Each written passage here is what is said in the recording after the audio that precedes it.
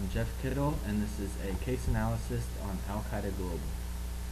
Al-Qaeda is a radical Islamic terrorist organization founded in 1988 by Osama bin Laden.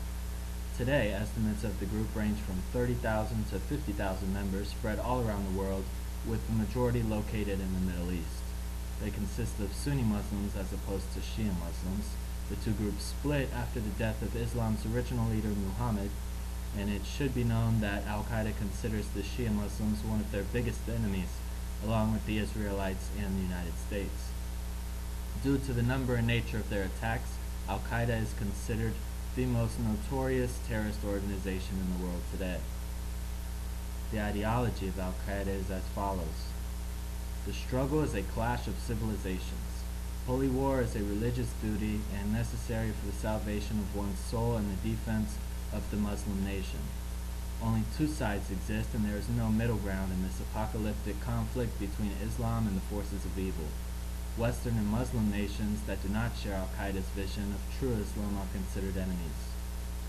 Violence in a defensive war on behalf of Islam is the only course of action. There cannot be peace with the West.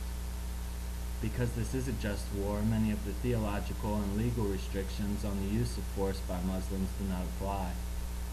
Because U.S. and Western powers, based on their economies, large-scale mass casualty attacks that focus on economic targets is a primary goal. Muslim governments that cooperate with the West and do not adopt strict Islamic law are apostasies and must be violently overthrown. And lastly, Israel is an illegitimate nation and must be destroyed. As opposed to most other groups of this time, they were completely religious in their worldview. They held no territory. They did not champion the aspirations of an ethno-national group. There was no top-down hierarchy structure. They carried virtually no state sponsorship, and compared to most other like groups, they promulgate very vague political demands. September 11, 2001. This marks the date of the largest terrorist attack in history. Members of Al-Qaeda hijack U.S. commercial airliners and fly them into the World Trade Center buildings and into the Pentagon. Over 2,700 people die. There are tens of billions of dollars in damage to property, businesses, and the U.S. economy, while according to most estimates, execution of this attack cost Al-Qaeda only somewhere between $400,000 and $500,000. Problems with U.S. security prior to the 9/11 attacks. There were long-standing interagency rivalries, entrenched in cumbersome bureaucratic cultures and procedures. There was no central coordination of Homeland Security programs, and oftentimes they withheld information purposefully, unaware of the vulnerability they were creating. There was a fragmentation of counter-terrorist operations, poor coordination of counter-terrorist intelligence collection and analysis, a disconnect between field offices and Washington headquarters, as well as a turf-based conflict between the FBI and the CIA.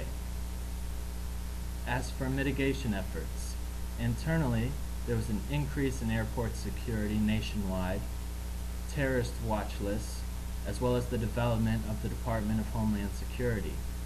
Geopolitically, they took the fight to the Middle East and off of U.S. land.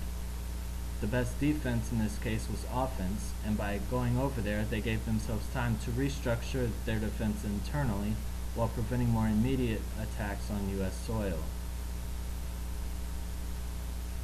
In 20 years, Al-Qaeda has come to represent the Islamic jihadist movement, and we must continue to attack their finances.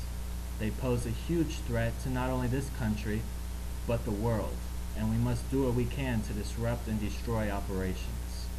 Internally, the government must improve intelligence gathering and analysis, while at the same time decreasing the time it takes to process and distribute that intelligence. If and when Al-Qaeda does die out, the radical Islamic revolution will indeed live on.